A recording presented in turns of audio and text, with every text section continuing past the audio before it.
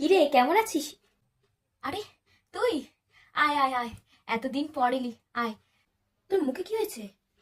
দেখা আমাকে, এদিকে দেখা। কই, কিছু না তো। না না, কিছুই না। কি করে হয়েছে? দেখা আমাকে। আরে না না, সেরকম কিছুই নয়। কে করেছে এটা? নিশ্চয়ই সুজাতা করেছে। আজকে আমি দেখছি, দাঁড়া দাঁড়া। আরে দাঁড়া পিউ, শুনে যা।